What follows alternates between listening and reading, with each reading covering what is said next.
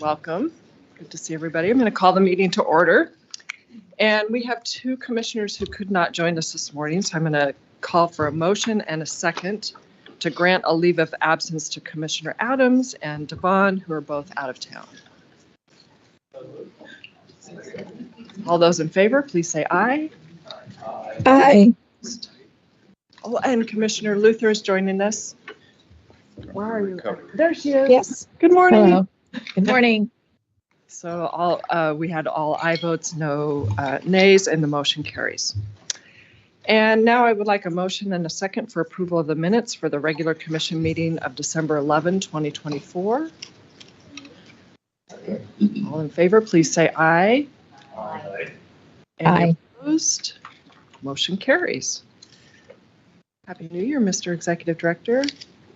Happy New Year, Do you Madam have a President. report for us? I do. All right. I do. Good morning, everyone. Welcome, guests. Nice to see you here this morning. Yeah, I'm really happy to be here with everyone. I'd like to first, if I could, acknowledge the port safety champions for the month. If you put up there, you'll see again folks from not that far. There you go. Folks from around the port who are going above and beyond to watch out for themselves and their coworkers and our community. I just really want to thank port employees who are keeping safety in front of mind today. And we have a special visitor. Matt Rosales is going to join us. Matt is our airport duty manager, and he's going to do the safety message for the day. Good morning, Matt. Good morning, everyone. Can everyone hear me all right? Yep, you're good. Good morning. I'm Matt Rosales. I'm one of our airport duty managers here at PDX, and I'm representing our airport operations team today. Our team consists of 22 folks. That's 16 airfield and landside terminal operations staff, and then 6 ADMs as well. So I'm one of 6 ADMs. We're responsible for maintaining the safe and efficient operations here at PDX, and that extends from the parking lots to the runways and everything in between. We respond to emergencies, irregular operations, in addition to inspecting the entirety of the airport at least twice a day. Every nook and cranny our team gets in there, so we have a really good finger on the pulse of this airport.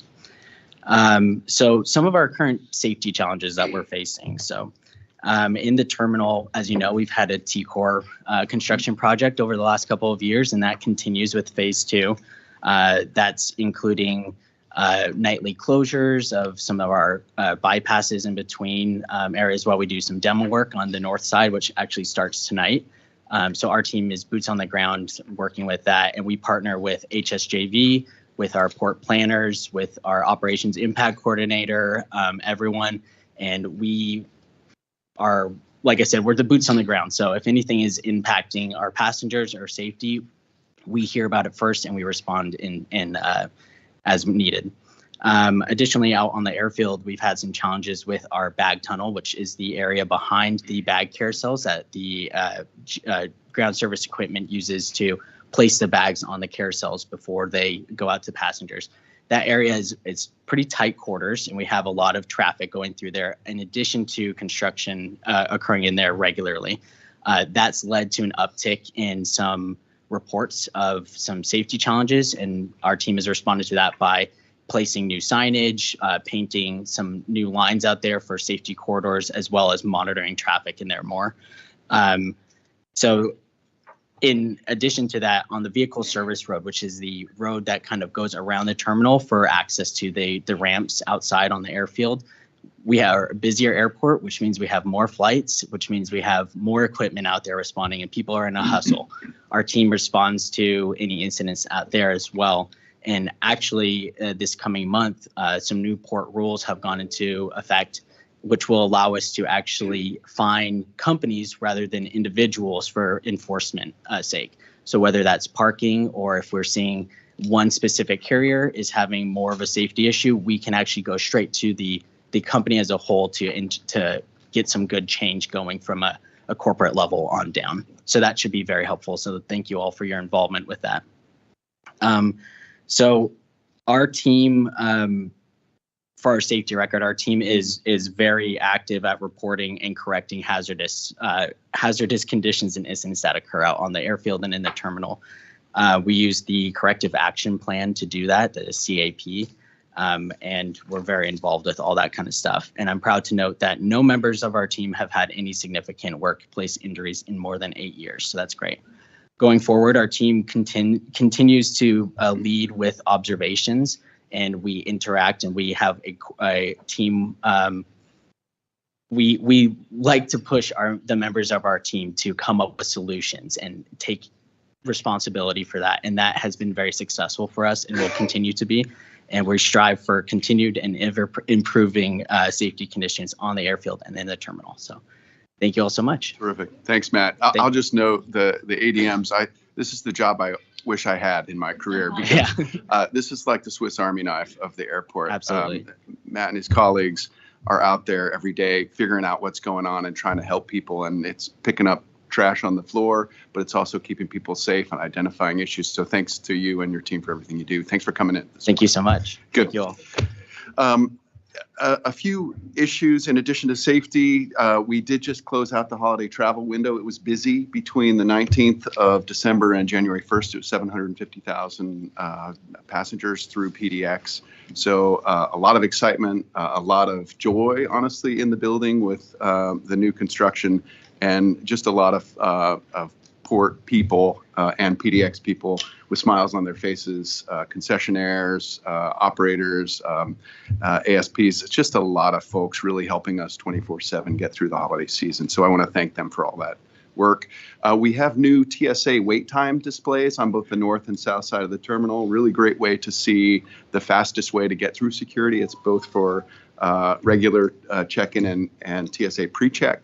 And they're in English and Spanish. They use LiDAR, so essentially a light detecting radar that enables you to see real time the quickest way to go through north and south. So really excited about that. It's something we've been waiting for in the construction window, and essentially you need enough data to have the reading of the movement of people be useful. So really excited about that. We've also got a new PDX mezzanine gallery. You can see right now, I believe it's called Between Yoonhee Choi, who's one of our artists, the glass artist, right in the pre-security area in the mezzanine gallery. So if you go up the stairs toward Loyal Legion, there's now a regular occurring art show up there. Really excited about sharing the artists who are already in PDX. The next one will be Sanford Biggers, who is on the north side, the art that's up above the passageway, the concourse connector. That will start in May of 2025. And then finally, a few data points. We just wrapped up the navigation season. The team did just an incredible job. I'll start with what on here is my last point, but it's been over 550 days since our last lost time incident on the dredge. So again, just exceptional safety performance by the team. I'm really grateful for them. As I think folks who've been out there know, it is a dangerous environment. It's cold and wet and sometimes dark. And the team really focused on safety for another year. The Dredge Oregon removed and placed 1.8 million cubic yards this season. Interestingly, added 250,000 yards of beach nourishment, putting 150 feet of new beach in front of 16 homes on Puget Island. And interestingly, our apprentice program, which a few of you will remember we started 4 years ago, we have our first apprentice who moved in to become a journeyman mechanic. So Michael Rodriguez, really happy about that. That is the intent of the program, getting folks into those journeyman jobs. So really happy about it and grateful to the NAV team for another great season. Madam President, that's it for my comments today. Thank you for the time. Excellent. Any questions for Curtis or any comments? Okay, can I have a motion and a second to accept the executive director's report? All those in favor, please say aye. Aye. Aye. Any opposed? Motion carries. Thank you. Moving to public comment, we have 3 people signed up, 2 from Unite Here Local, Jennifer Graham and Kylie Bryce. And I don't know if you wanted to come up together or individually. It's certainly up to you. You're welcome to come together if you'd like. Good morning and welcome. Good morning. Thank you for moving us toward the top of the agenda. We were prepared to wait. I can go first. I'm Jennifer Graham, and I'm the Oregon Vice President for Unite Here Local 8. I'm the union representative for the workers at Hudson News here at PDX, along with a couple of other union employers. 2 days before Christmas, Hudson employees were informed that Hudson had lost the concessions bid and they would lose their jobs this summer. This was devastating news to these workers, some of whom have worked for Hudson for over a decade. Hudson workers have fought hard over the years to win wages and benefits that greatly exceed those of Hudson's non-union competitors here. For instance, Hudson pays $2 an hour more than their main competitor, and Hudson workers have a pension. Just this year, these workers qualified for the first time for union health care, which will provide Gold Plus coverage with no deductible for only $75 a month. Hudson pays 90% of the cost of their health care. Many employees will be able to afford quality health care for the first time in many years. No non-union airport job provides this kind of affordable coverage for employees. But the port chose to award the bid to another company, knowing that as a result, these workers will lose their union pay and their good union health care and pension. Even if workers are hired by this new company, they will lose everything they fought for over the years and will have no job protection. We do not understand why the port would make such a decision. We wonder if the port even considered these factors and the airport employees when making that decision. So we are calling on the port to ensure that this new company maintains the pay and benefits that these workers currently have with Hudson, and that Hudson workers are all eligible to be hired by the new company. Thank you.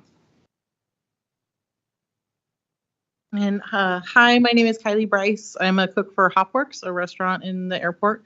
I work for SSP, and I'm a shop steward here with Unite Here Local 8. On December 19th, SSP informed employees of 3 weeks of early closures for Concourse E in January. I'm sure you're all aware that these closures will affect employees' work schedules. Some PM employees are losing most of their hours for a period of time because of the construction, and others will need to work a completely different schedule. While we understand that the construction and early closures are necessary, the more employees know and the sooner they know about the timeline, the better they can prepare. This will cause hardship for some of us who live paycheck to paycheck. Through our union, we were able to learn details about the January closures, but SSP has still not informed employees of any early closures beyond January. Even for those who are not losing hours, changes in their schedules will affect their childcare, transportation, and affect their family members. Considering the fact that SSP has not informed us of anything what is coming in the future, we are asking that the port inform employees directly of projected construction schedules and closures. Thank you. Thank you both for your comments. Thanks. And we have Stuart Emmons with Emmons Modular. Welcome, Stuart. Good morning.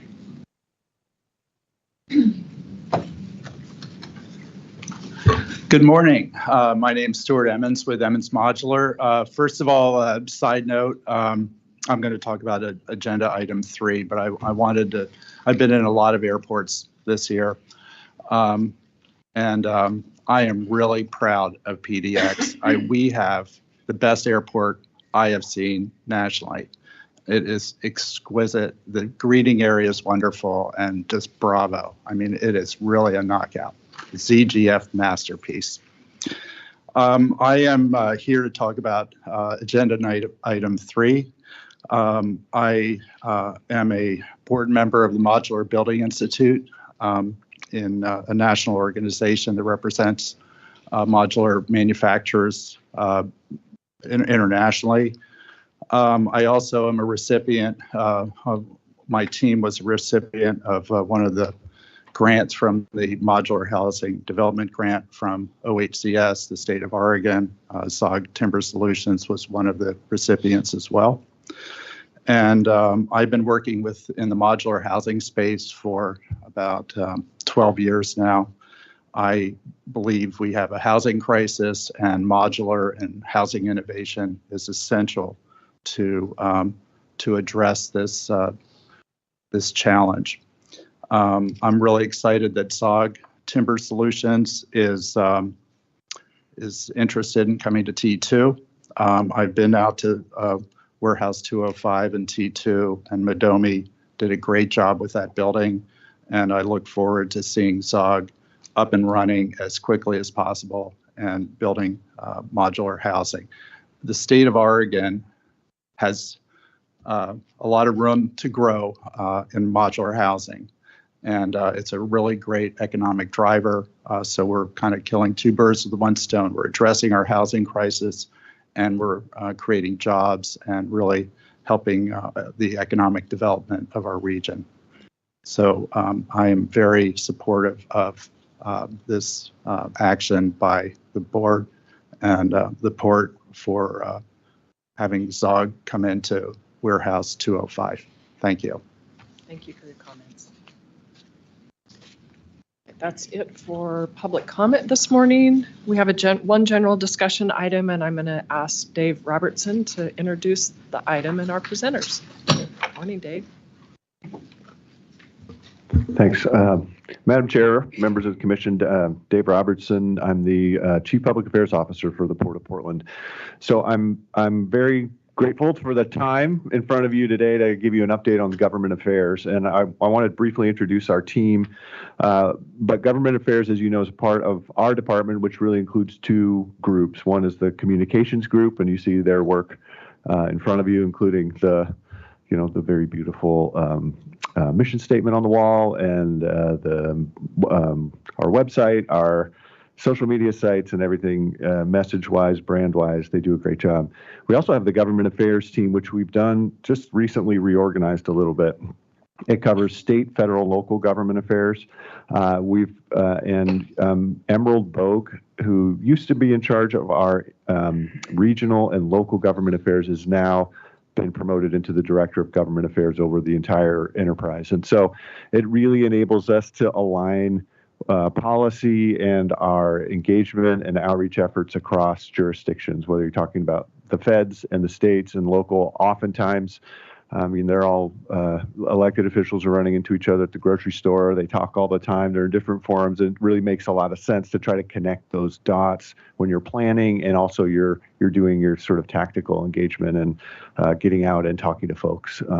So I'd like to call up Emerald and Dan Eisenbeis. Emerald's been with the port about 9 years, but also has a very strong background in local government, working for Multnomah County and also SEIU. So she's got not only local government experience, but also really strong experience in the labor community and great relationships there. And then Dan is our newest employee in the Government Affairs Department. Comes to us from City of Portland and has also worked at the state, League of Oregon Cities, and Thousand Friends of Oregon. So very strong land use background. And as you know, a lot of the local issues we deal with are related to land use, economic development, and the like. So I think Dan is coming up. Emerald will talk about the whole program, and then Dan's going to do a special dive into the new City of Portland structure. So thanks again for the time. And with that, I'll turn it over to Emerald. Terrific. Good morning and Happy New Year, President Koba and Commissioners. My name is Emerald Bogue. I use pronouns like she and her, and I oversee our government affairs group. So happy to be here today. And thank you, Dave. Next slide, please. Me off the Jumbotron.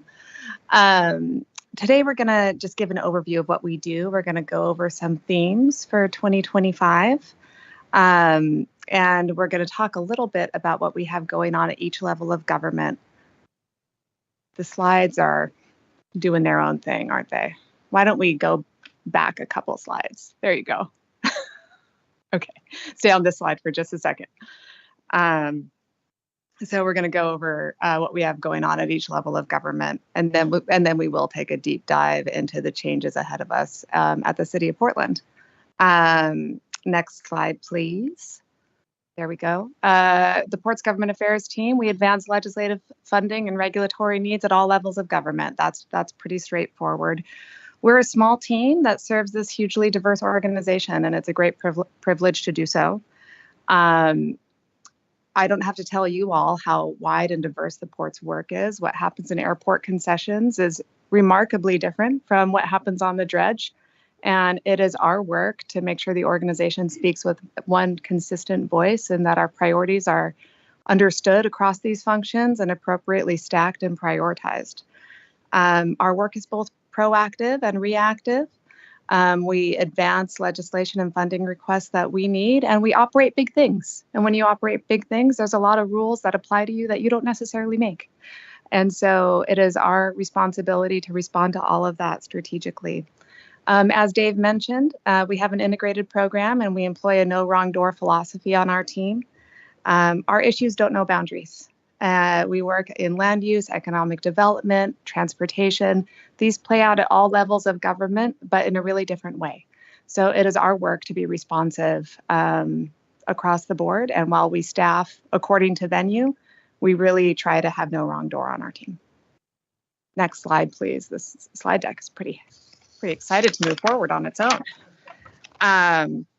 Okay, themes for 2025, adapting to change. I don't think I need to tell you all that it is all around us and all the time.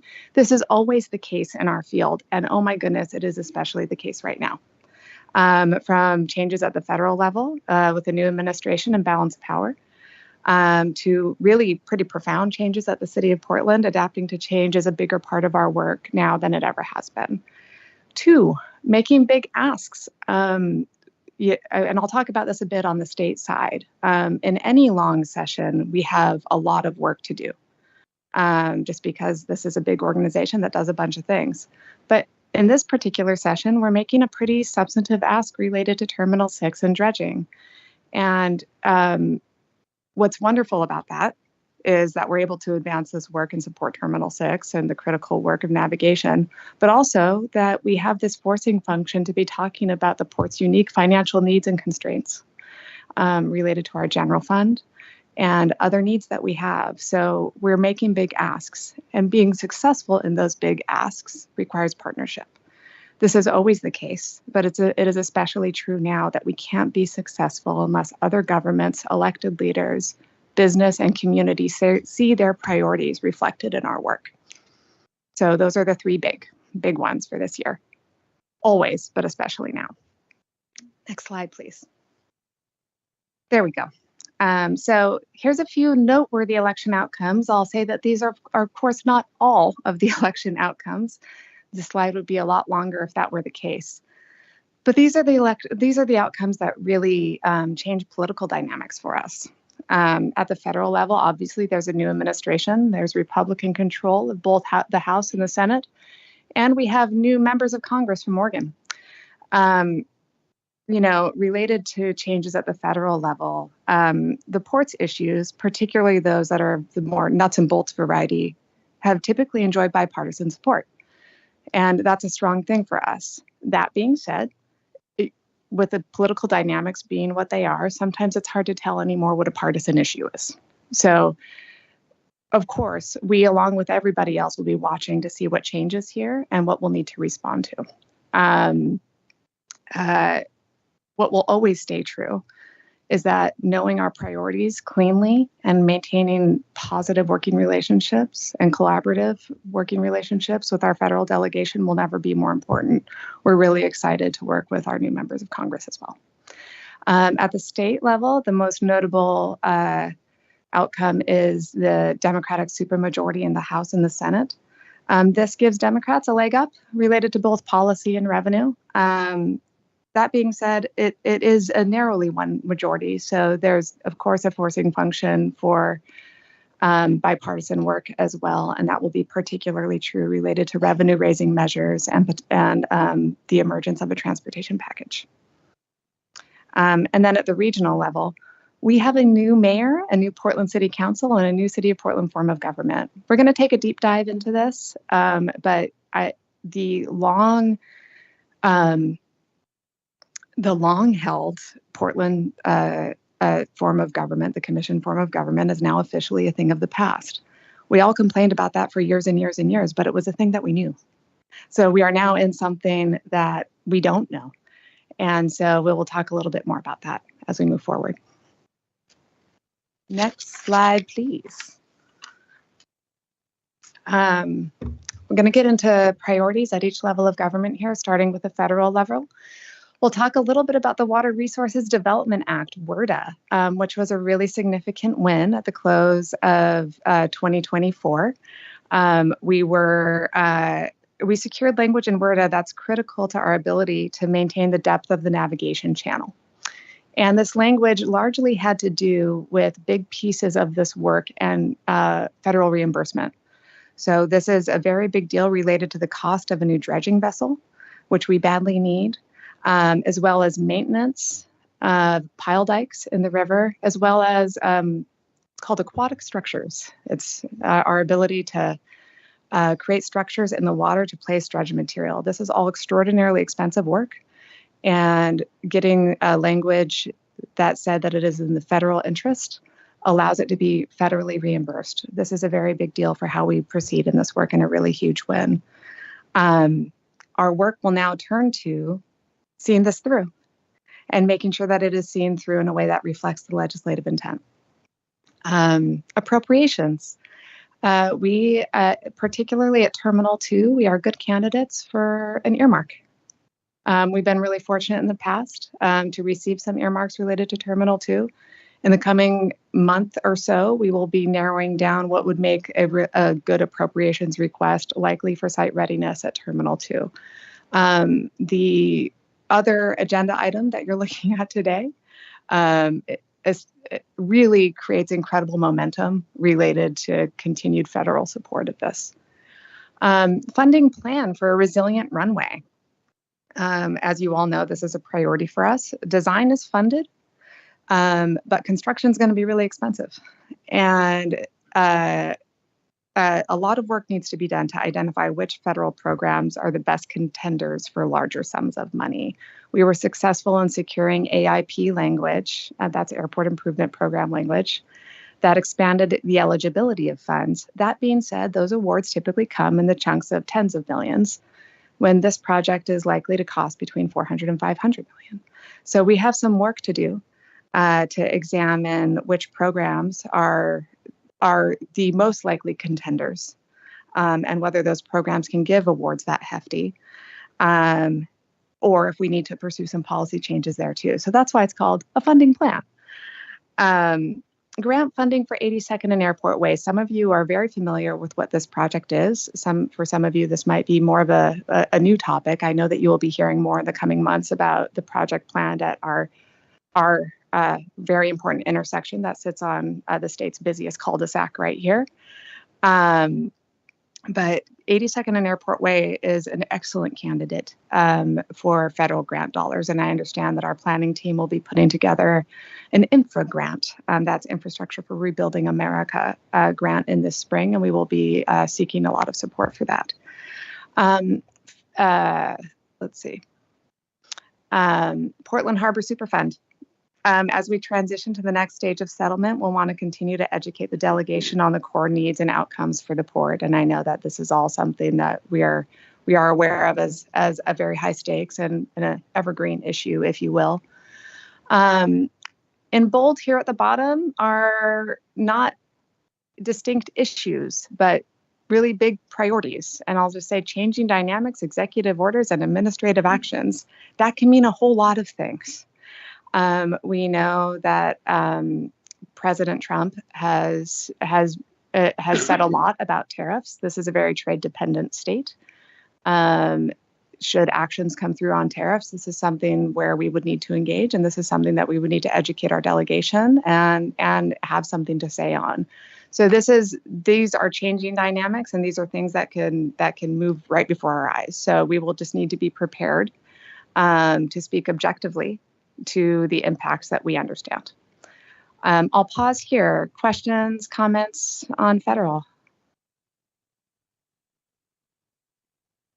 Commissioner, go ahead. First, thanks for comprehensive look at this, and also thanks for all the heavy lift that the team has done. A lot has been done to prepare for this.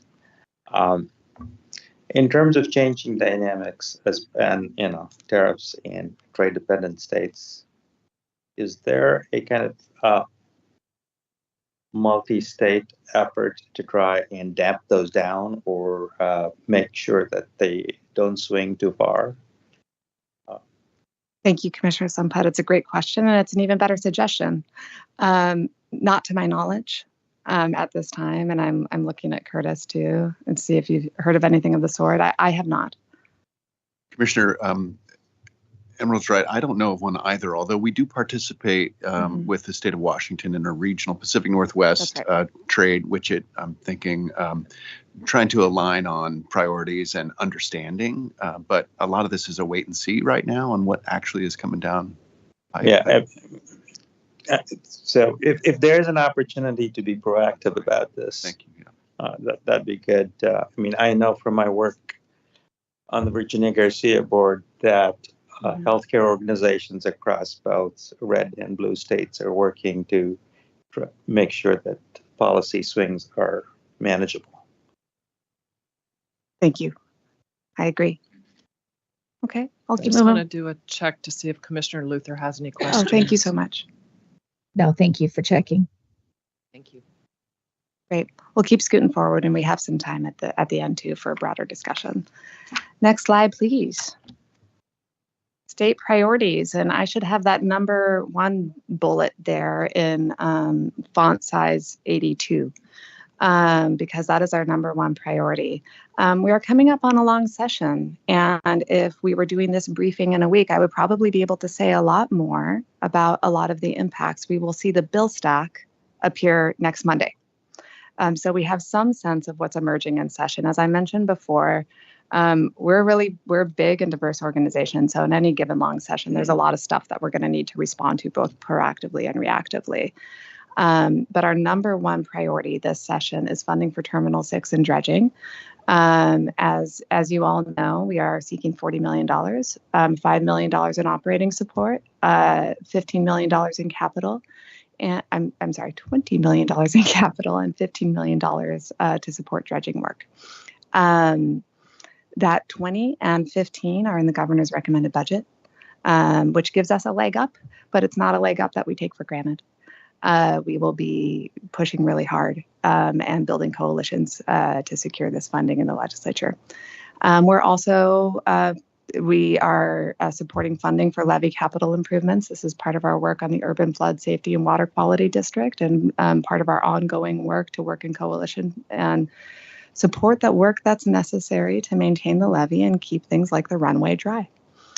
There is an emerging transportation funding package. This is a package that is focused on the basics, finishing projects that were committed in 2017, and is focused more on programs than projects.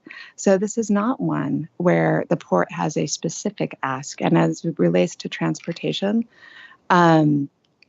we are a transportation agency in a way, but we rely on the system more than we own it, with the great exception of 82nd and Airport Way. But we will be supporting the transportation funding package moving forward as part of a coalition. We are also parts of coalitions focused on industrial site readiness and sustainable aviation fuels, making progress in both areas. This second to last bullet is sort of a wild card. It could be anything. There will be a bill stack that we see next week. And what I know so far in legislative concepts is that there's bills related to aviation fuels, trade, PFAS, industrial land planning, and more and more and more. So there will be a lot that we need to respond to. And then outside of session, the I-5 bridge replacement project remains a priority for us. We want to see this get done. We sit on the executive steering committee, and we believe that this is the most important transportation investment the state can make. Pausing on state for a second to see if anyone has questions. Questions? Checking Commissioner Luther. I'm not hearing her. No, none here. Thank you. Thanks so much. Okay, next slide, please. Regional priorities. This looks like a busy slide because it is. Regional government is really different. in that we work with all of these partners. They all have different jobs, different geographies, different governing bodies, and then it's an ever-changing group of people. And there's no such thing as sessions. You're always on. And so these are all the folks that we work with. I'm proud to say we have really highly functional working relationships at the regional level. It really varies. And our priorities vary too. Portland's economic recovery and vitality. We are Portland's airport and Portland's place, and we are a really wonderful proxy for the health of this city. And we really need Portland to succeed if our work is to succeed as well in so many ways. So this is something that we're continually engaged on. Similarly, industrial land supply and readiness is a very big topic at the regional level and at the state level. And so there's a lot of intersection there, and we're engaged in all of those conversations with city and metro partners. Homelessness and impact reduction remain a priority for us. We're really proud of the impact reduction program that we've stood up here at the Port that clarifies how we go about this work in a way that leads with our values and in partnership with regional government and community partners. But to the extent this is a major topic in the region, it's still a topic for us. We also are engaged in conversations with Metro about the future of West Hayden Island and the potential of selling our ownership of that property to them through their Parks and Nature Bond program. Those conversations are progressing. And coalition support for port funding requests. A lot of work at the regional level is about organizing upward toward the federal government and organizing upward toward the state government, both on funding asks and policy needs. We'll continue supporting the work in our East Multnomah County strategy. Really excited to see what emerges there in the way of this part of our region finding ways to have policy and funding wins. And then in bold there at the bottom, Portland City Council, a new form of government. This is forming and norming right before our eyes, and Dan will take a deeper dive into that. But before we go into that deeper dive, any specific questions on regional? Good. Awesome. I had a question, if I may. Commissioner Luther. The first time I didn't ask Commissioner Luther. I know. I'm just trying to keep you on your toes. So I do have a question, just out of curiosity, with respect to regional priorities. I don't see here a reference to any coalition around like Travel Oregon or any kind of tourism coalition. I'm just curious whether, given the struggles that the region has had and given the relationship that travel has with, of course, the airport business, whether there's any coalition or regional prioritized to reinvigorate travel and tourism in the region, and that we're involved or associated with anything of that sort. That's a really great question, Commissioner Luther, and a really great call out. Yes, absolutely. We are involved in those conversations, both through Travel Oregon, Travel Portland, the Portland Metro Chamber, and various other business associations where we participate. The Port approaches this work through a lot of different places. Government affairs is one of them, but we definitely approach that work both at the executive level and through trade and economic development, and through our air service development group as well. So we are deeply engaged in that space, and I should have had it there in the Portland's economic recovery and vitality related to tourism, the vitality of our city and our downtown, and the appeal of this place. So yes, very much so, and thank you for the question. Thank you. Commissioner Sampat. Which is Clark County and Vancouver. They're becoming more economically vital. Do we have a relationship with them, and are we building on that as it relates to economic activity and travel? Yes, absolutely. So I might be using an old figure, but I believe that about 20% of the PDX workforce comes from across the river. And so when we talk about the region, I should have had their logo up there. But when we talk about the region, we definitely mean Clark County as well. They are deeply engaged on the I-5 bridge replacement project in particular, both the city of Vancouver and Clark County. This is their airport as much as it is our airport. In fact, they're closer to it than my own home.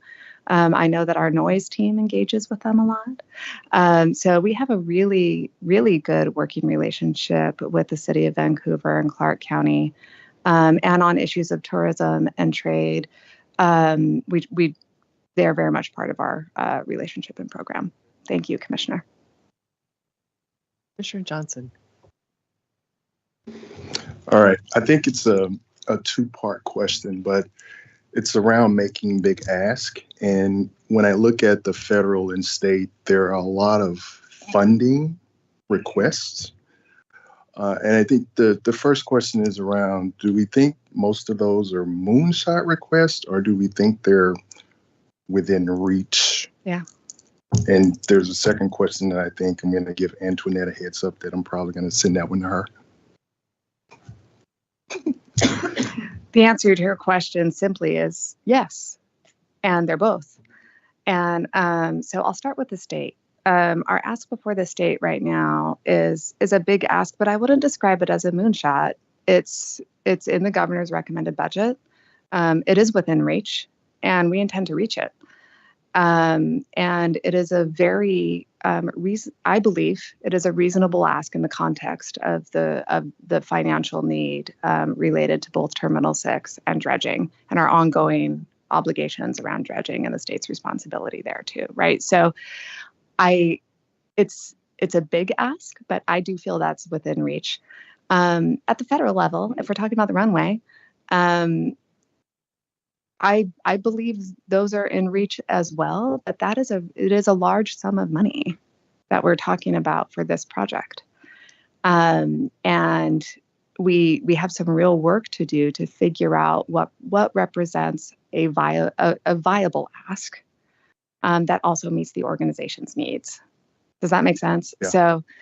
So I think the answer is yes to both of your questions, right? Yeah. But they are pretty distinct in their own ways. Yeah, no, I think that's fair. I think there's some operational ask, and I think there's some I won't say nice to have, but things that we can live with or without. So to that end, I think maybe the question to Antoinette is, if those asks don't come to fruition, what is our contingency to manage? And I don't need an answer today, but assuming, none of the things on the federal list come to fruition, none of the things on the state list come to fruition, and I'm a contingency planning guy, but what is our thought process on how we manage? Yeah. So thank you for the question, and Happy New Year, by the way. So I think the simple answer, without getting into the details of the numbers and how we're thinking about how our funding strategy would shift, we just go back and figure out how to reprioritize which projects would then move in order of importance, right? So I think that's just one thing that I'd have to sit down, certainly with the executive team, Dan and his team, obviously with Dave, Public Affairs, and figure out how we think about the mix and the reallocation of the resources.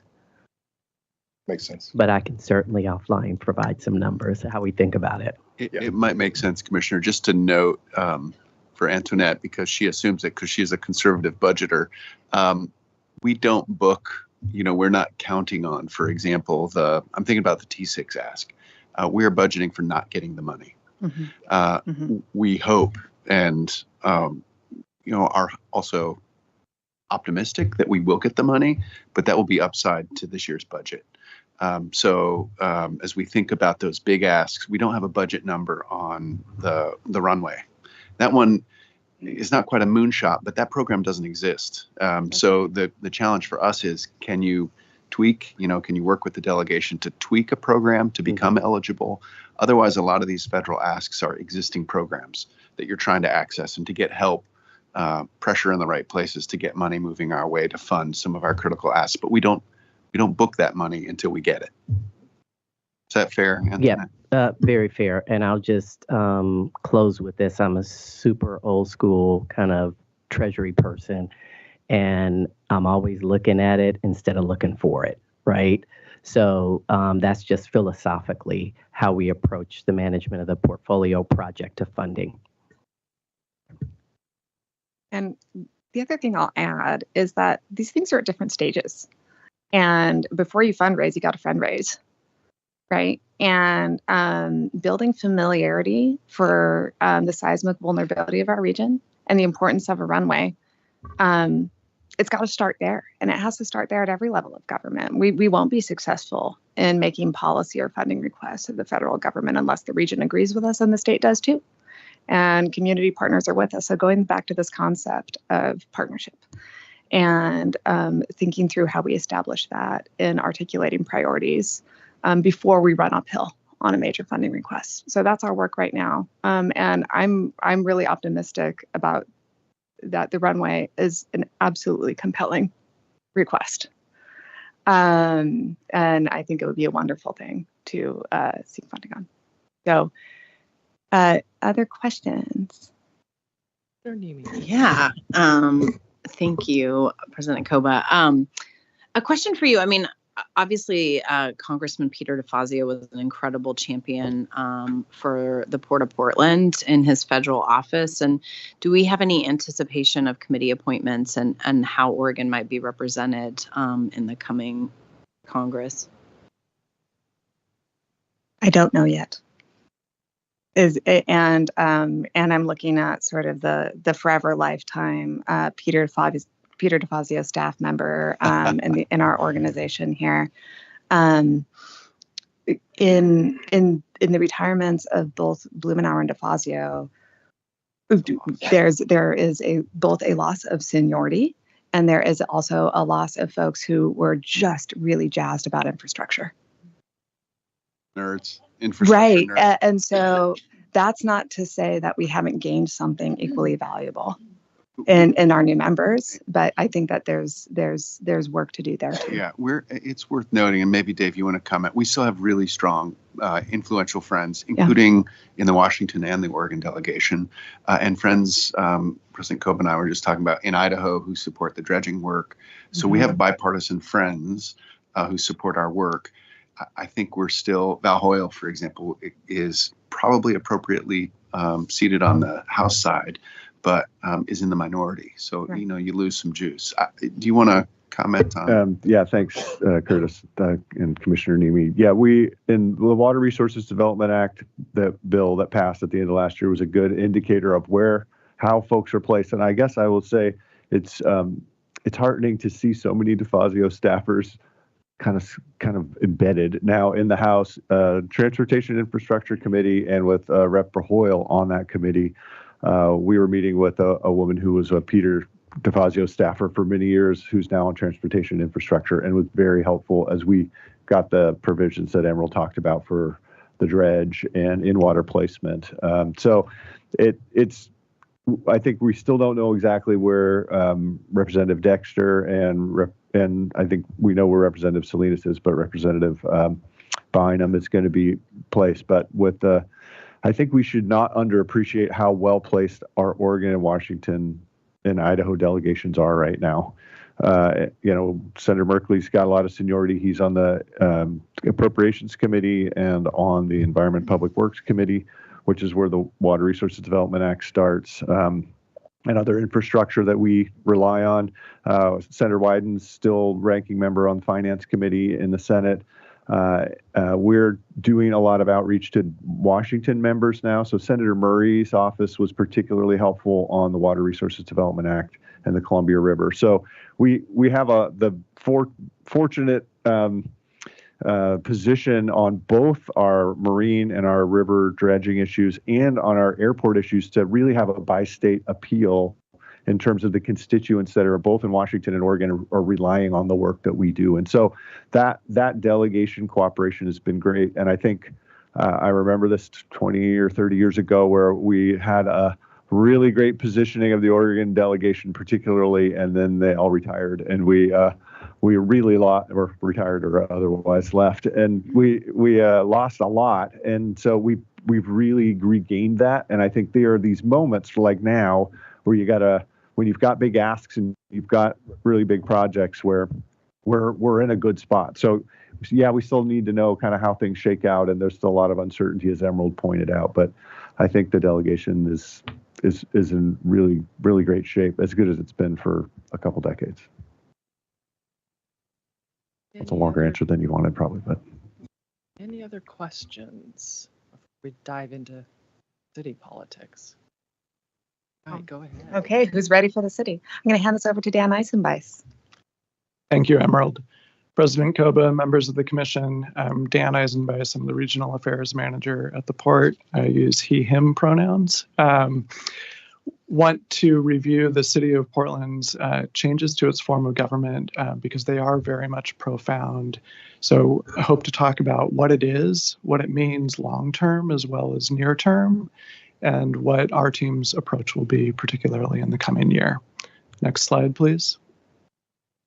And I should say we will have time for questions at the end, but I'm also happy to take questions along the way if folks have questions.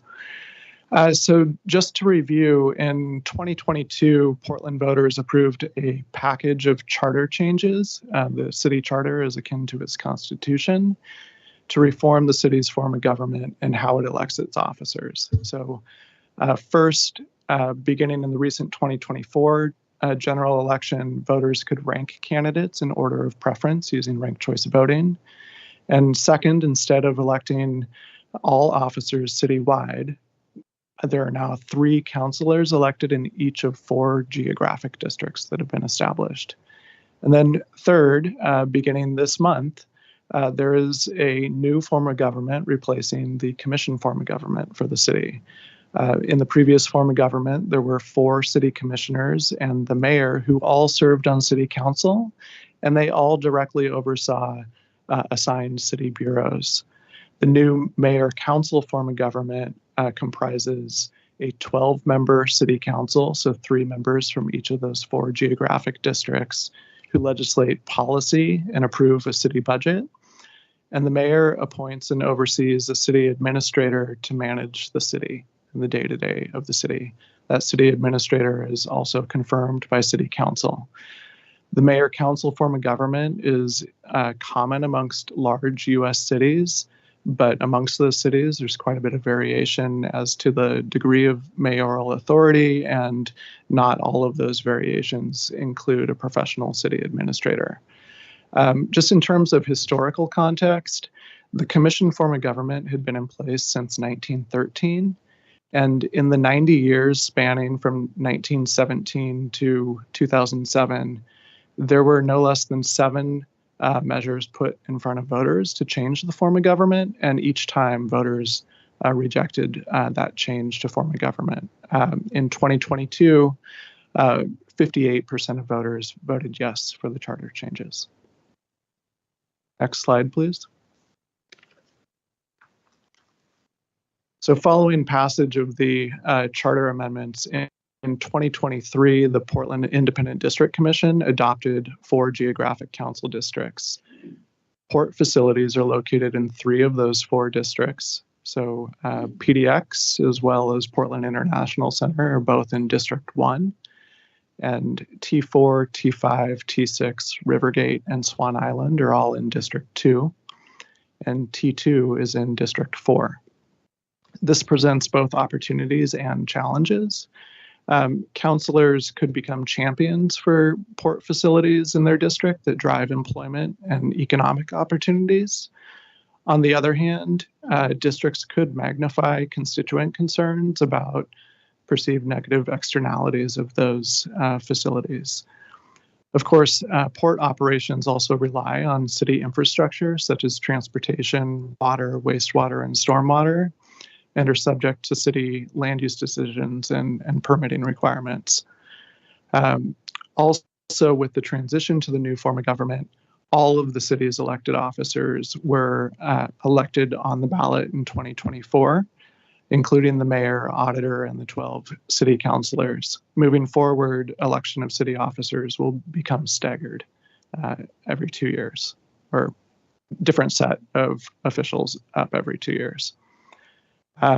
It's important to bear in mind that with the exception of the auditor and 2 city councilors who previously served as city commissioner, each of the councilors and the mayor are new to their positions. So that means that not only do they each bring a different set of professional and lived experiences and priorities, but they must also navigate how their offices will work together and how the council works as a body.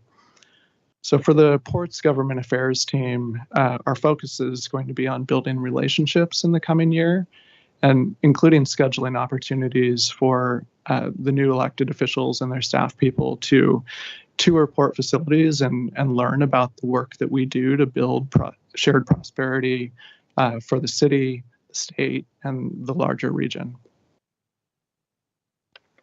I'm going to pause. Any questions so far before we move to the next slide? Okay, next slide, please. So in the new form of government, the 12-member council is vested with legislative and quasi-judicial authority. That means making laws, raising revenue, making appropriations, and applying laws to a set of circumstances. The mayor is no longer a member of city council and will only be able to cast a tiebreaker vote. The mayor will not have veto authority. Mayor is vested with executive and administrative authority to execute and administer laws, including by adopting administrative rules. And the city administrator may also prescribe rules and delegate that authority to bureau directors. As provided in the new amended city charter, last week at its first meeting, members of city council elected a council president after 9 rounds of voting. They also elected a vice president. The council president will place items on meeting agendas and preside over meetings, but really the full scope of the council president's authority and the council procedures have yet to be determined. The council is also expected to establish a committee structure, and similar to other legislative bodies, much of the council's deliberations and really policymaking work will be occurring in those committees rather than in front of the full council. But to some extent, the council is building the plane as they fly it. Next week, they plan to adopt some amendments to their city code for council procedures while they continue to refine those procedures over the coming year. I have a quick question. How often does the council meet? So in the past, council has met every week. Currently, council is planning to meet twice per month, so essentially every other week. They have moved to that schedule to essentially reserve time for anticipated council committee meetings. They have also moved to a schedule of holding 1 daytime meeting per month of the full council and 1 evening meeting of the full council per month, which is new. In the past, all of those Portland City Council meetings were during the day. This month, there are a number of informational work sessions that have also been scheduled with the council for city staff to present on various topics. Any other questions before we move to the next slide? Okay, next slide, please. So I just want to also briefly talk about the executive branch. This is an area where the city has had a little bit of a running start in terms of moving to the new form of government. The city created an interim city administrator position and interim deputy city administrator positions and reorganized city bureaus, which are in the right-hand column there, under those deputy city administrators several months ago. Whereas those 26 city bureaus and offices in the past have reported directly to one of the 5 assigned commissioners in charge, the mayor now oversees the executive branch, and the city administrator oversees day-to-day operations. There are 6 deputy city administrators who have been assigned bureaus on a thematic basis. It's also worth noting that the new city charter language specifically directs the city administrator to advance city core values of anti-racism, equity, transparency, communication, collaboration, and fiscal responsibility, as well as efforts to mitigate the human-made climate crisis and prioritize environmental justice initiatives. That language in city charter is also part of the reform city government. All of the bureaus report up to the mayor through the city administrator, and the city administrator's office also includes a sustainability officer, equity officer, their Office of Government Relations, and other select functions. This is all intended to improve efficiency and coordination of city services, but it's a massive effort, and there will be naturally some growing pains over the next year and probably next few years, to be candid. And so for the port, we always try to address operational issues and solve operational issues at the lowest level of staff possible with the city. When something needs to be escalated, however, the change in government structure means that much of that activity will be occurring within the office of the city administrator, whereas in the past, it had been often happening within the city commissioner offices, depending on the bureaus that were assigned.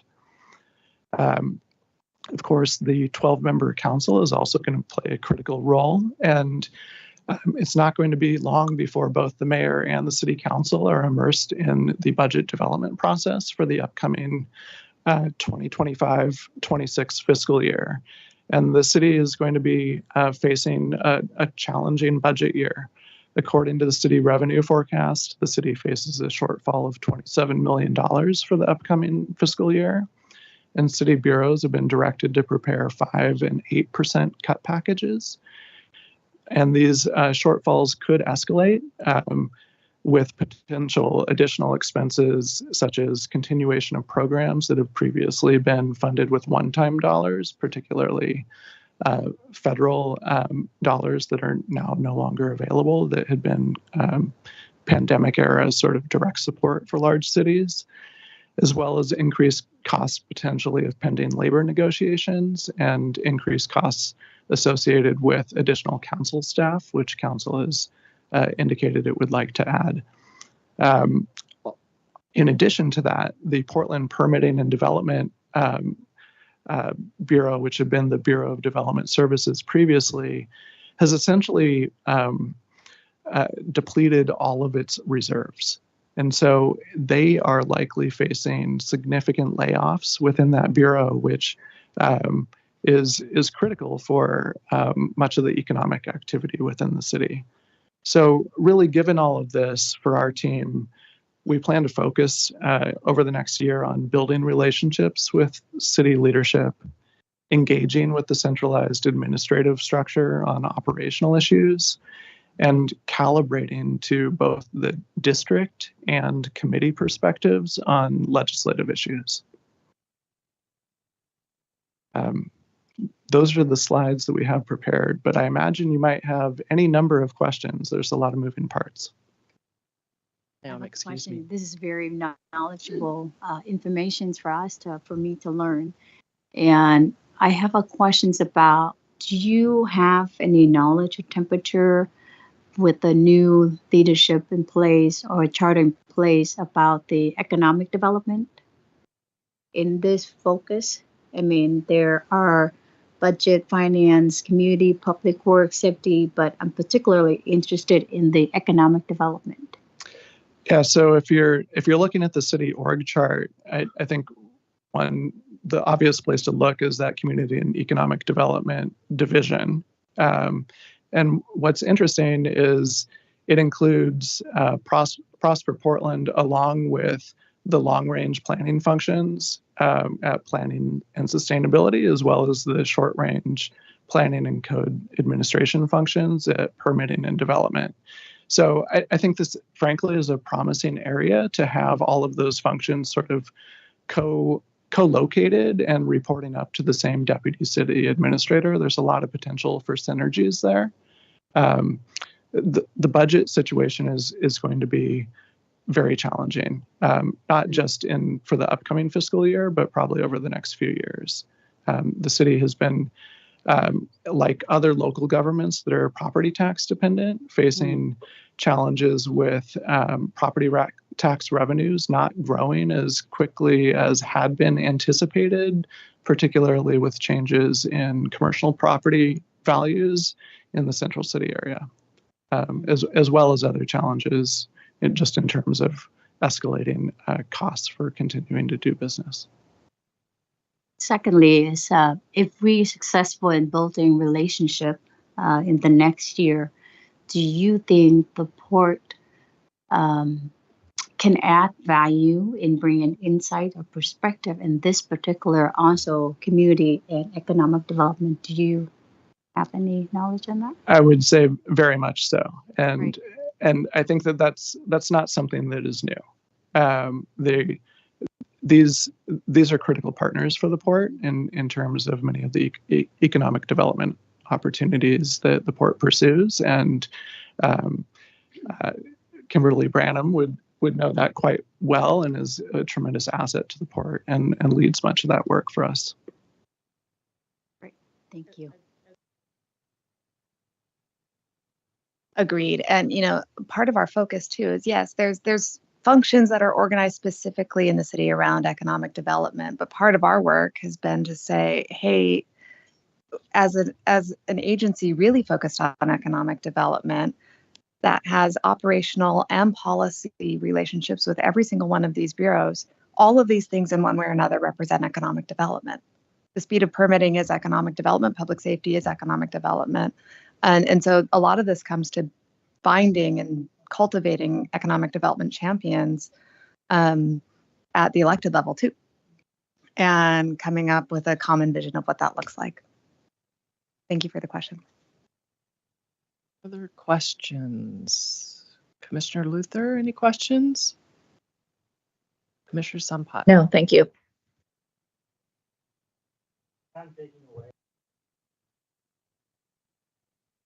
Yeah, changing landscape. We don't know where the power will lie and work will get done. It's still a little bit muddy. Is it with the administrators? Is it with the committees? Go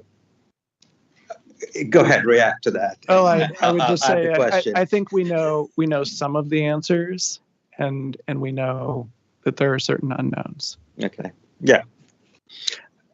So obviously building relationships is important. I'm glad that we've got a great team on our side that can do that. What are the must-do priorities that impact us that we have to get squared away with the city in the next 12 to 18 months? So in terms of some of the processes and projects that are occurring at the city is in the middle of updating its economic opportunities analysis that FEED is part of its ongoing planning work.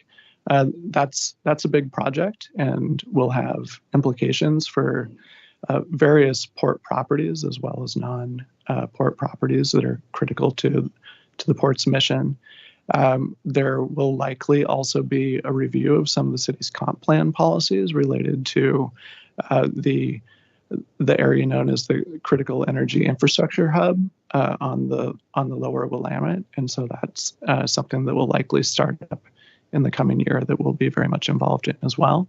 On the legislative side of things with the new city council, at this point, it's a little bit to be determined. This new city council has not yet established its committees, so we don't know how many committees they will form or on precisely what topics. So that remains to be seen, but we'll learn much more in the next month or two. What I'll add is a little bit about role clarity too. Right. So a lot of in the building of relationships, we also want people to become really familiar with this particular public agency, learning what we do and also what it is that we don't do.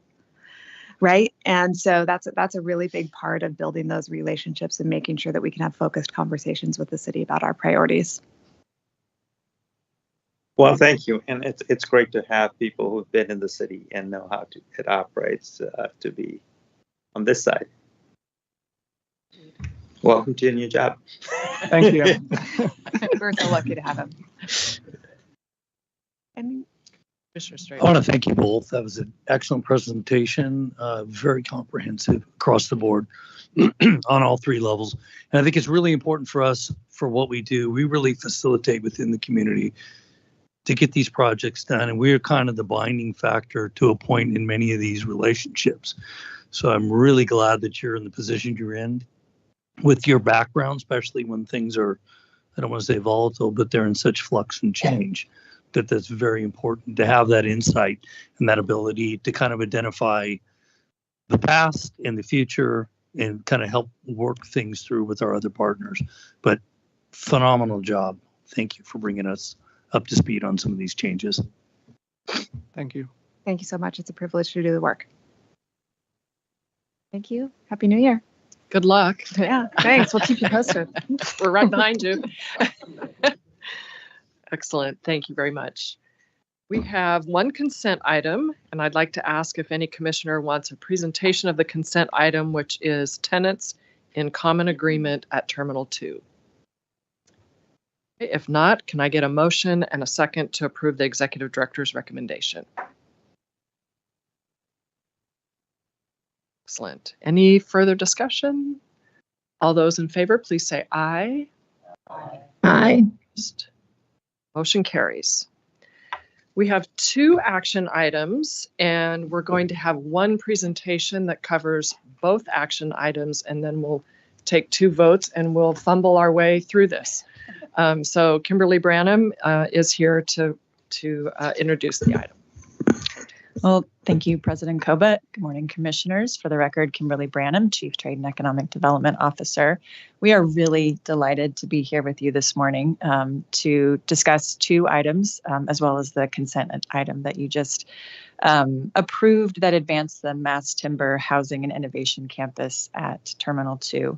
So first, our senior manager, Ken Anderton, is going to kick us off with a contextual overview of the development phasing, the vision, some of the required capital investments, leasing program. And it's appropriate that Ken does this because Ken has really been a champion and a steward of this large vision since its inception. So pleased to be here at the dais with him. And then we're going to hear from Development Manager PJ Christopher, who's going to talk about the ground lease with the University of Oregon.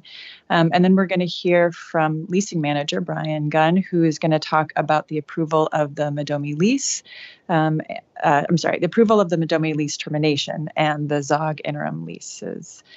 Before I turn it over to Ken, I just want to make 3 brief comments.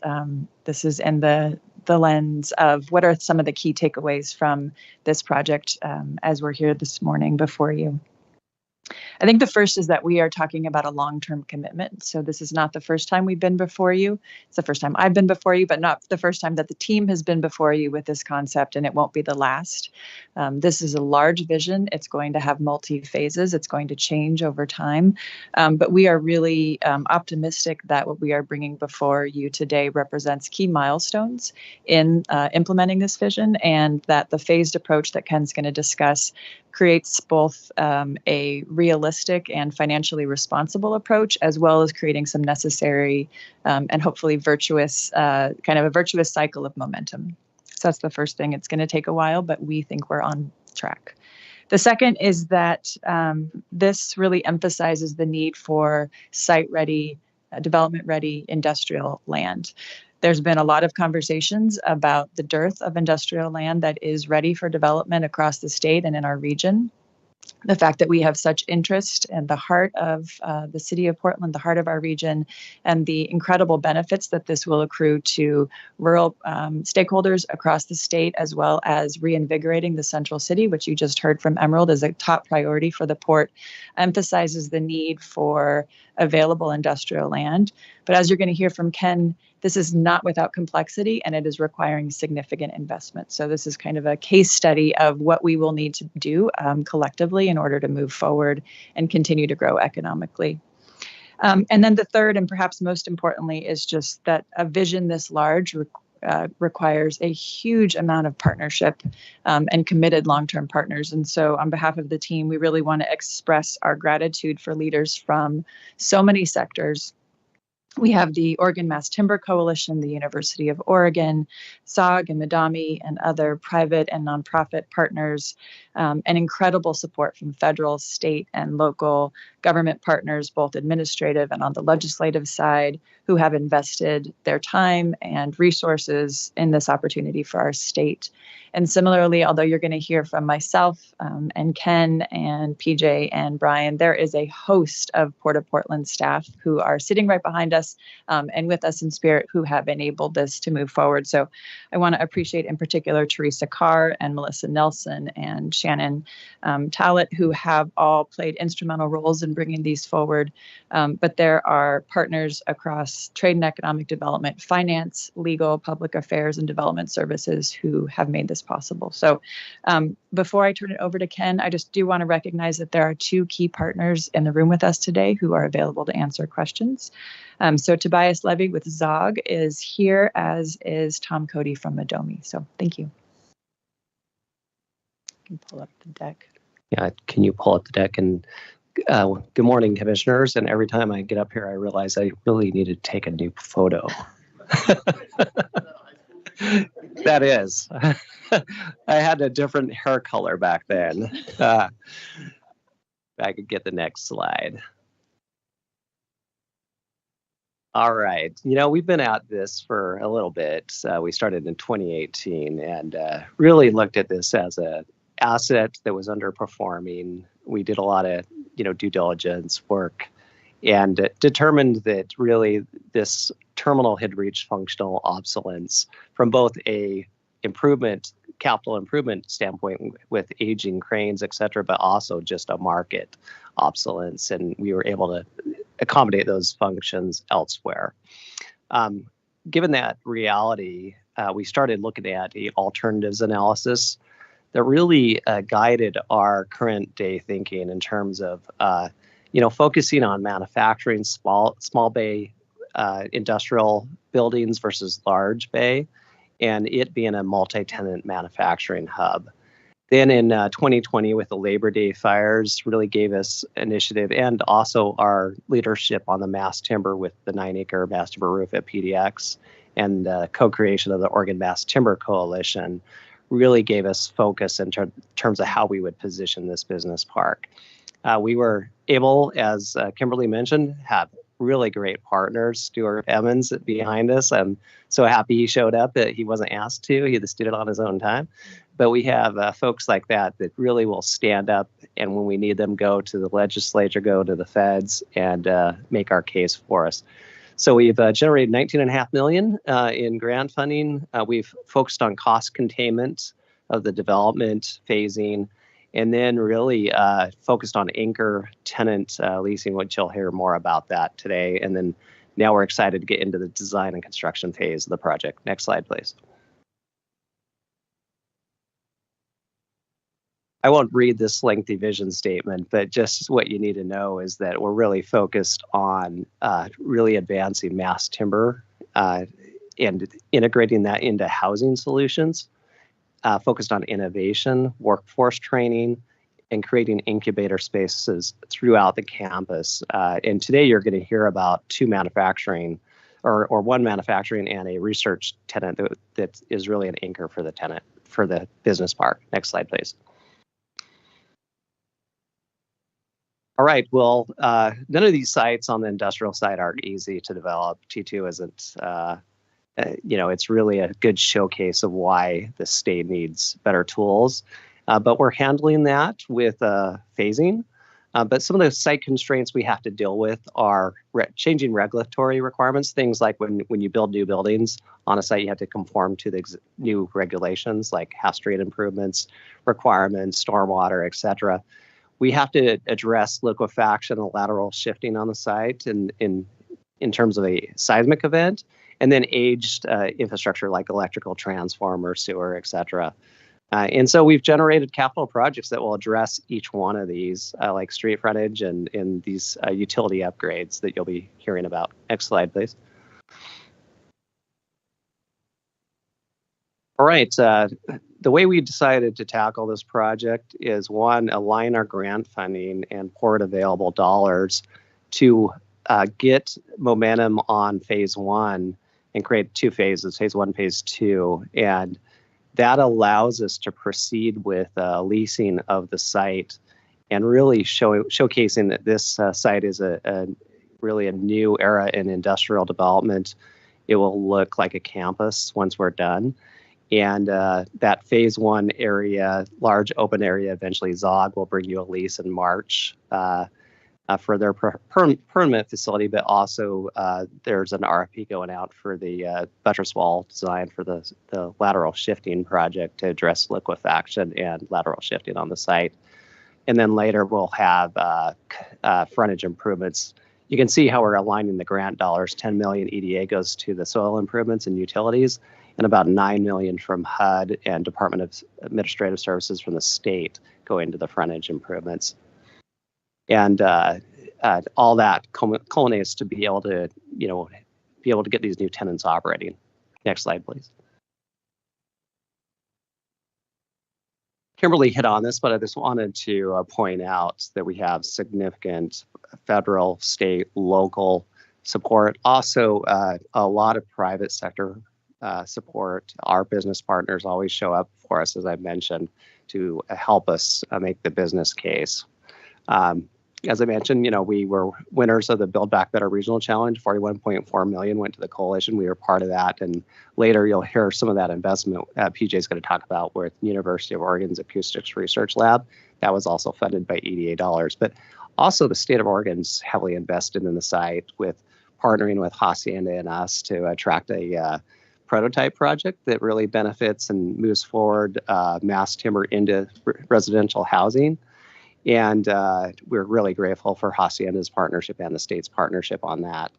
And then the Oregon Mass Timber Coalition, who has gone since 2020, who has gone on to win the National Science Foundation Award and the Tech Hub Award and expanded it into Washington State.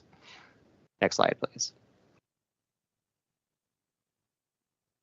So some of the leasing efforts, and you'll hear again just in a moment about the University of Oregon, Modami, and Zog Timber Solutions. And then we focused on securing those anchor tenants, but also we are trying to generate revenue as we develop the business park just to offset costs. It's a very costly property to operate, and so if we can generate revenue in the meantime, that is very helpful for our bottom line. It also helps those companies that we're able to provide space to. So Daimler, Hub Group are one example. Then also retention of some of the marine functions along Parcel 1, which is the marine part of the campus, with U.S. Army Corps of Engineers and Pacific Labor thing being significant. They pay us significant revenues and help us out to our bottom line. Next slide, please. I just wanted to give you a quick overview. As I mentioned, it's costly to develop this site, but what we've tried to do is do it in a fiscally responsible manner and look at how to phase it to get a return that's acceptable to the port and be able to keep building upon our industrial assets and have cash to do that in the long run. We've for just the 39-acre industrial mass timber park for phase 1. This includes all the capital projects and all the leases you'll hear today. We're at a 7.6% modified internal rate of return. If we add in the river uses, it goes up to 9.8%. So the river uses really help as well to help us further our industrial development goals. Next slide, please. Now you're going to hear about University of Oregon. You already approved the tenants in common. We're really thankful to Prosper Portland, in particular Kimberly, who was the executive director at the time, that partnered with us on that. And now it's no longer needed. And then Modami lease termination and Zog interim facility lease. In addition, we'll be sending out an RFP, as I mentioned, for soil stabilization, and then we'll be bringing back in March, April, the Zog permanent facility lease. With that, my portion is completed. Any questions for Ken? Okay. Thank you. Oh, I'm Just sorry, one missed it. quick- Sorry, Commissioner Strader.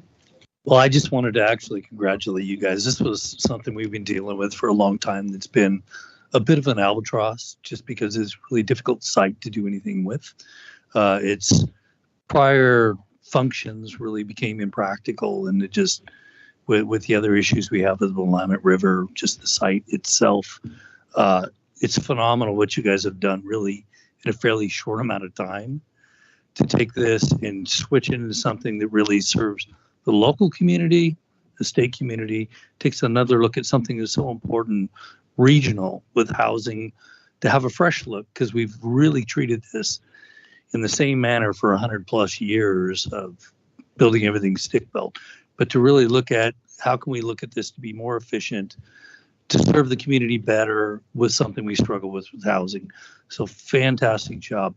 My next question would be to you is, time-wise and the rollout with the changes, where do we see this really kind of coming to fruition over time, 1-2 years? I know there's a lot of impact that it's going to have with developing the street, all the requirements before you're going to get any occupancy on anything that's new out there. Essentially, we have to develop, I would imagine, all these things. But what are we looking at time-wise? And also, thank you for what you guys have done on the budgetarial side of things, going from something that was kind of a bit of a black hole to something that's completely flipped and now is in the black side of the ledger. So thank you. You're welcome. And the exciting news today you'll hear about is Zog's going to actually start production January 1 of 2026. That's early acceleration of the campus, which is we're super excited about. The other, like the University of Oregon, will be in the 2027 timeline. The front edge is 26, 27, somewhere in there. And then our soil will be in design this year, construction late 26, 27, and as utility extensions within that same timeline. So this allows research capabilities in 27, large-scale manufacturing from Zog in 27, but in 26, start of affordable housing production and also industrial building production. Great, thank you. I'm really excited about this, especially for the location itself. I think it really is a great tie-in for the community itself, kind of pointing that it's out of the Pearl, but it's something other than just condominiums out there. It's something that's exciting that serves the whole community. So once again, thank you and great job to the whole team. Thank you very much. Mr. Luther, checking in. I know we're going to. All good, thank you. I just want to echo Commissioner Strader's congratulations. A lot of work. We know there's a lot more work to come.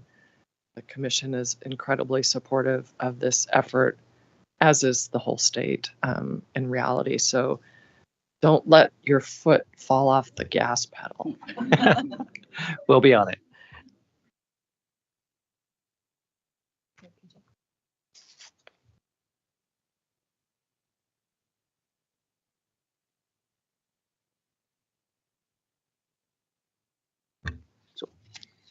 Morning, Commissioners. My name is PJ Christopher, and I'm pleased to present today on the recommendation to move forward on a ground lease with the University of Oregon at the Mass Timber and Housing Innovation Campus, Terminal 2. As Ken mentioned, this is a really exciting opportunity for the University of Oregon to kind of land as a research and development anchor tenant at the campus. Next slide, please. So University of Oregon is a key strategic partner with the Port of Portland. And as Ken mentioned, they're also a member of the Oregon Mass Timber Coalition. 2022, they received $14.5 million in Economic Development Administration funding for the development of the Oregon Acoustics Research Laboratory here at the campus. And this is really a state-of-the-art facility that will be used to perform acoustics testing on mass timber assemblies. And it's really a key element of kind of growing the mass timber ecosystem here in the region, because this acoustics testing is needed for jurisdictional approval for use of mass timber assemblies in the development. So it's really a nice addition to have. On the map here, you see the premises of the proposed or of the lease. It's an approximately 54,000 square foot ground lease premises. And it's within that ground lease premises that the University of Oregon will put the Oregon Acoustics Research Laboratory. And that building is complete with the large acoustics testing chamber, as well as the energy studies and building laboratory. There'll be office uses related to those uses on the building, as well as delivery, storage, parking, and landscaping areas as well for the lease. The University of Oregon is looking to begin the planning process, or the City of Portland planning, in April 2025, with construction January through December of 2026, and a project completion in early 2027. Next slide, please. Shown here on this slide are the key business terms that have been negotiated for the lease. Next slide, please. And on this slide are the key economic impacts and shared prosperity parameters of the deal. Next slide, please. So with that, staff would like to move forward with the recommendation, or staff recommends moving forward with the executive director recommendation shown here on this slide. Available for any questions. Commissioner Nemi. Thank you, President Koba. I read the documents on this, and I just still don't understand what they're going to do in a big cave underground and why it's needed. So could someone just, like, in regular words, explain what this acoustic chamber is? So it's really for testing the ceiling roof assembly of mass timber, right? So when I say ceiling roof, if you have a multifamily or multi-story building, the ceiling becomes a roof of the other one. So that's why you need this large building, this multi-story building, and it's really to test the acoustics of the mass timber assemblies for use in that. So you can't, there's not undue acoustics for the folks below or above on that mass timber assembly. Why does it have to be underground?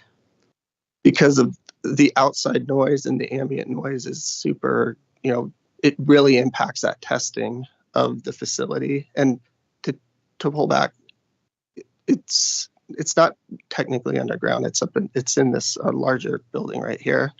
And that building is really soundproof essentially, so that the testing results do not get impacted by ambient noise on the street and around the facility. Mr. Strader. Thank you, Commissioner Coe. Question, is this acoustics lab just only going to be used for mass timber, period, or is there any other application that it's used in? And is there anything else within the U.S. that's similar? So as I understand it, it will be used for mass timber, and there are acoustics testing facility on the East Coast. I believe there's one, but this is the first one on the West Coast. But my question is actually is it just for mass timber, or is there other utility for the University of Oregon? And at some future date, if they figure out all the design issues and everything, is there some other duplication of use? I think it's our assumption based on what we're hearing of the demand that it's going to be in pretty significant use for mass timber at the onset. But to your point, if building codes are updated and there's less of a need to test each individual product over time, we would work with the University of Oregon to see if there are other industrial applications. You can imagine that there are a number of them, but I think at this point right now, we think that there's a pretty good business case and a need in order to have this industry scale to have this kind of testing. Any other questions? We're ready to move forward with the approval of the item. I'd like a motion and a second to approve the executive director's recommendation. And all those in favor, please say aye. Aye. Opposed? Motion carries. Thank you.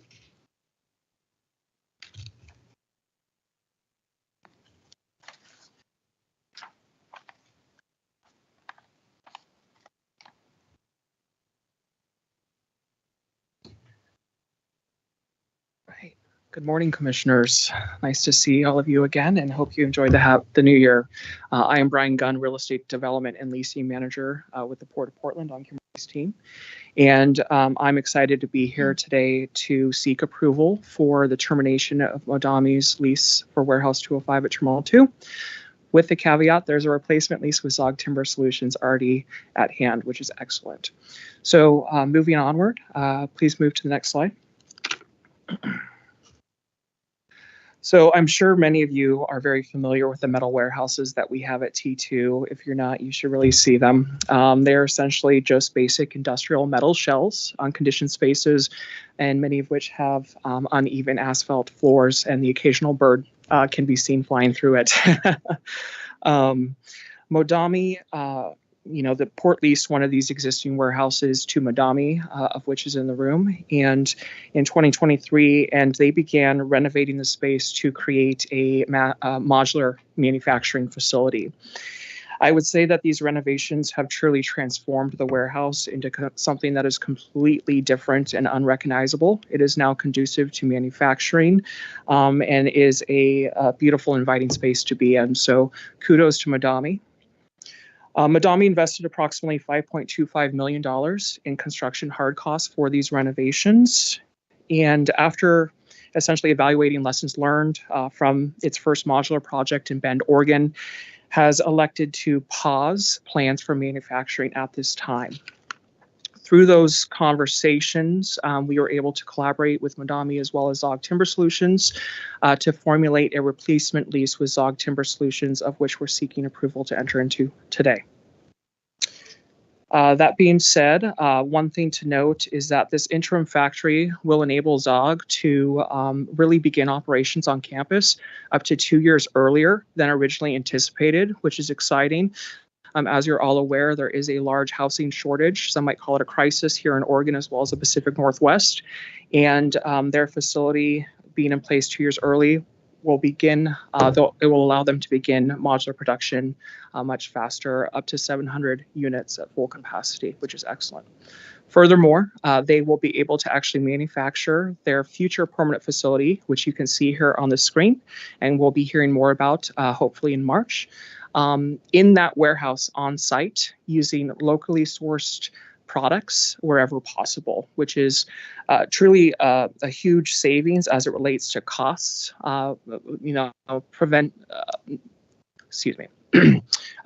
savings in costs, as they won't have to ship those components from the European facility, but it is also reducing transportation and carbonization associated with that, which is in line with the port's goals and missions. Next slide, please. In terms of Zog, Zog Timber Solutions is a Oregon corporation that was formulated in 2023 by Swiss company Zog.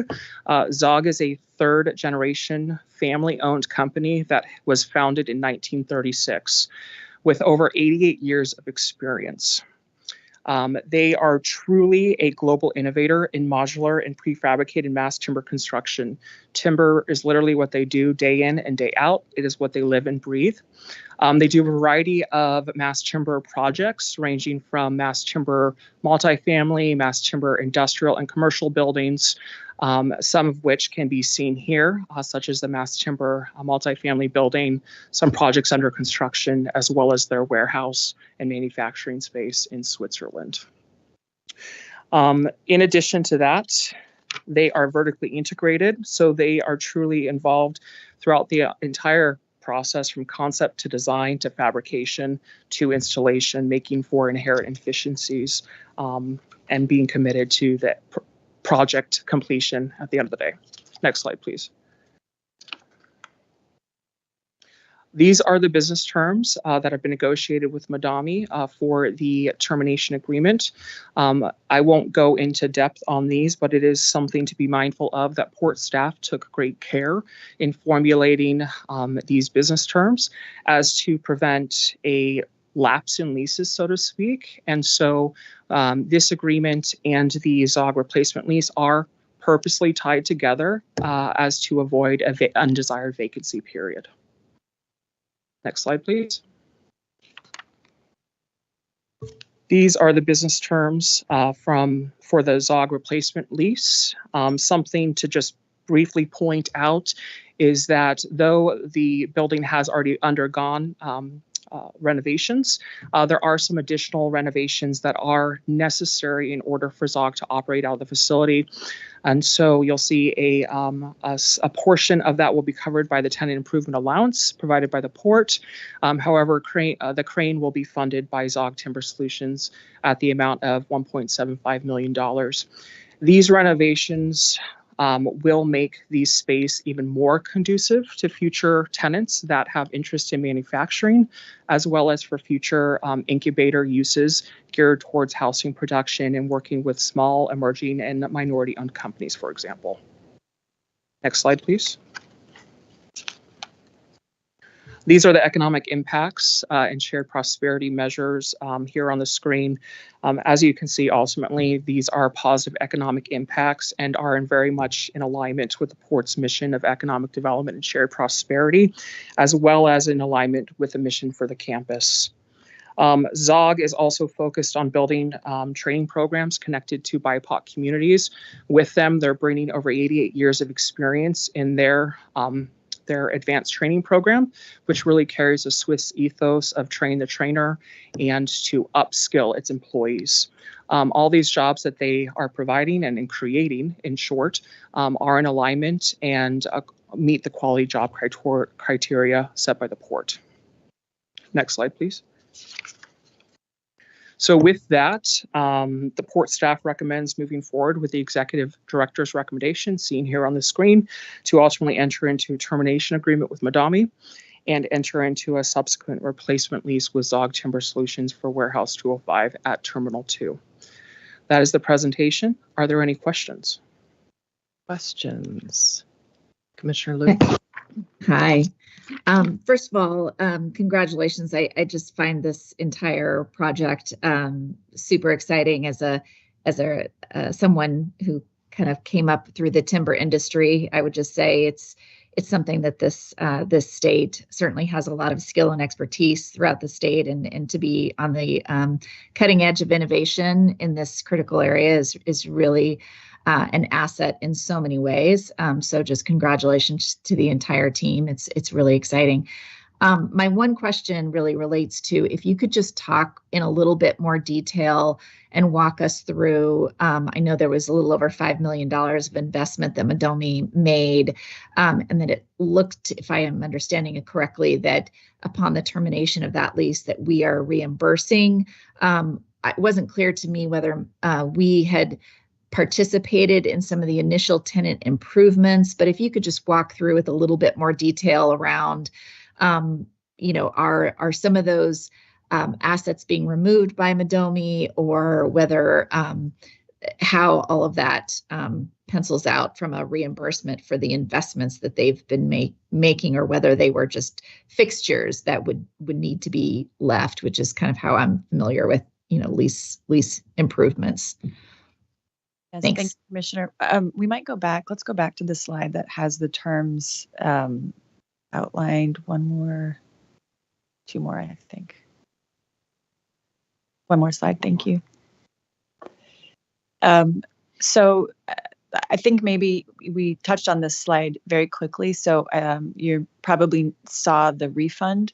That really is just for the period between, should the board approve these actions and then they go into effect. So between, let's say, February 1st of this year and January 1st of this year, any basic rent that they would have been due, we would refund that.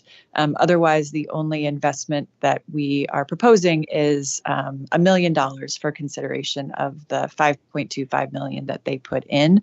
And that was part of what was considered as part of the overall investment that you saw at the beginning that still results in a net present value of around 7.5%. So it is a consideration for the investment that they made, but it does not in full refund them or replace their investment. That answers your question. Yes, thank you. Any other questions? Commissioner Nemi? Thanks. I want to reiterate that this is exciting and innovative, and I'm glad to see it moving forward because I am curious to hear more about the quality jobs criteria and the partnership for the jobs that would be actually on the site. You know, in terms of like, are there partnership with the trades programs and apprenticeship programs or the carpenters unions? And I'd be interested to hear more about that.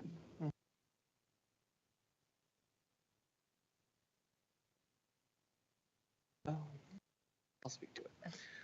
Alrighty, thank you for that.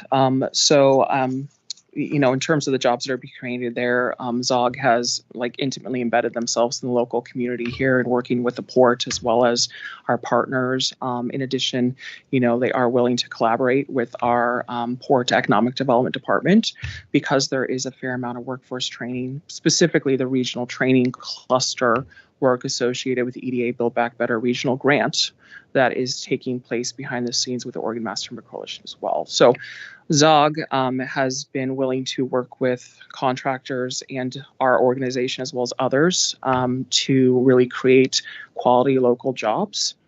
And then I would love to hear if Toby might have anything else to add.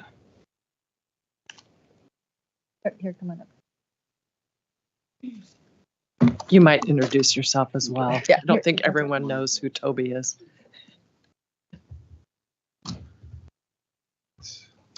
And welcome. Thank you. Good morning, commissioners. Thank you for the nice introduction. And some of you have been to Switzerland to see our workforce, Curtis and I think Rochelle, yeah. Yes, yes.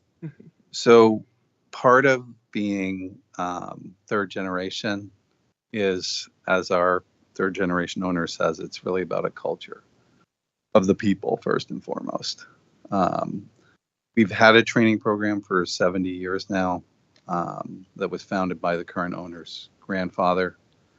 And that focuses, it's a different system, it's Europe, on taking in kids basically between 13 and 20 years old.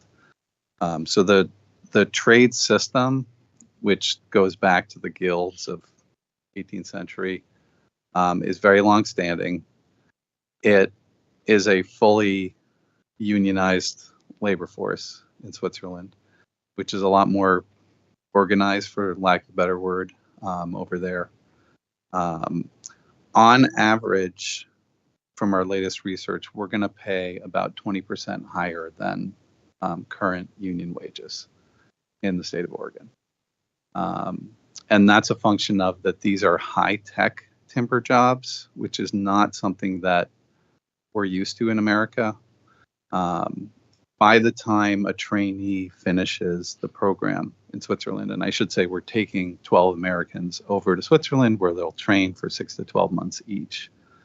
By the time they finish that, they're actually wood technicians, which is an actual designation in our little Swiss world. But it means that you make more money and you have a trade. And those trades are not, I'm not going to say at the bottom of the ladder in the US, but they're prestigious jobs in Switzerland, being a trained carpenter who's able to operate high technology machines. So we're confident they're good jobs. We have an average employee length of employment that's over 20 years now, Switzerland. So it's a culture. It's a real culture that we're proud of. And yet, Commissioner Strader. I have a couple questions for you on that. So obviously, to have a functional business, you kind of have to be able to hit the ground running.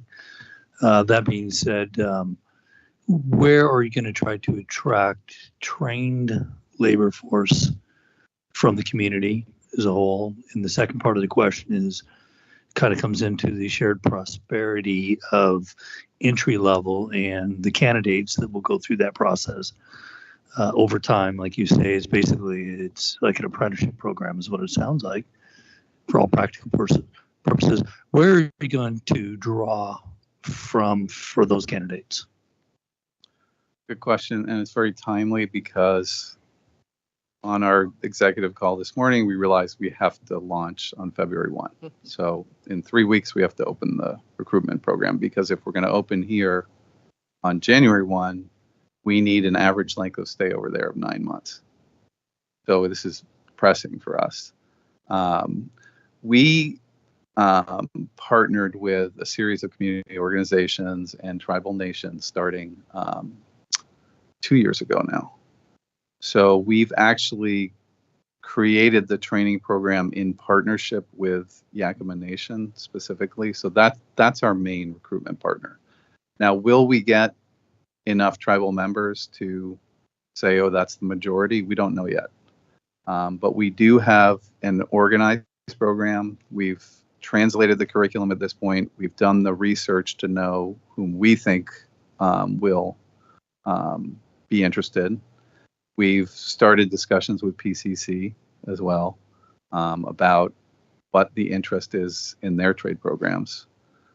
It is a small number of people at the end of the day. It starts with 6 people, and then a second cohort is 6. We think we can get them. It's an attractive pay package. They're going to have to be adventurers to some degree to want to go overseas and do something like this. But we think the population is there.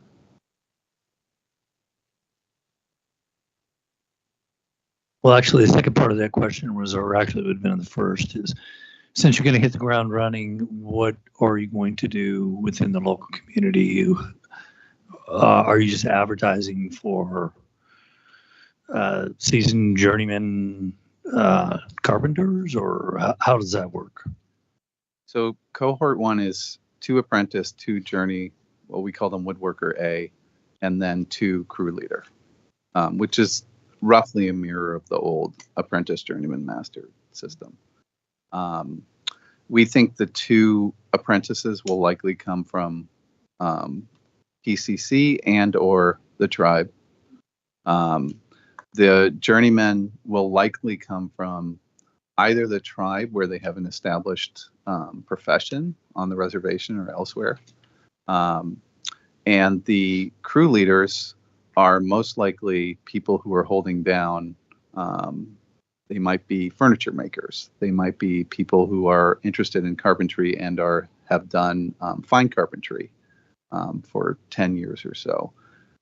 We think there's hunger for people to take carpentry to a level that actually impacts noticeably affordable housing. Because right now, what we've noticed is the carpentry is shoehorned quite a bit into, you're either a sort of individual furniture maker and you're off doing your own thing, or you're doing stick framing, which is relatively low technology. And this allows those folks to really take part in a high technology effort. And yes, we will do the usual. Starting February 1, you'll see us on social media, recruiting primarily, all the usual outlets, but with a focus on the tribal community and the educational institutions. Thank you. I appreciate that. Any other questions? Any other questions? Oh, good. So I want to take a minute, first of all, to thank Madami for your commitment to this whole area and what you've brought to the state of Oregon. We know you're not leaving this issue, and thank you for the investment that you made at T2, because it allows now the next step that we're hearing about. So just huge compliments for the work that you've done and will continue to do. And to Zog, welcome. We're thrilled that you're choosing Portland as your first North American manufacturing facility. And we are committed to supporting you with any help and assistance that you need, wherever that may come. So again, it's the way this came together is frankly fantastic, and we couldn't have done it without both entities. So thank you very much. With that, I'd like to call for a motion and a second for approval of the executive director's recommendation to terminate the lease with Madami Manufacturing LLC and enter into a replacement lease with Zog Timber Solutions. All those in favor, please say aye. Aye. Any opposed? Motion carries. Congratulations. Thank you. All right, we are at the end of our agenda. As we've heard in the last couple days, lots going on at the port. Thanks to all the staff. Hopefully you got rejuvenated over the holiday break and ready to dive in with all the very exciting and important work that's in front of us. So good luck to all and thank you. Meeting's adjourned.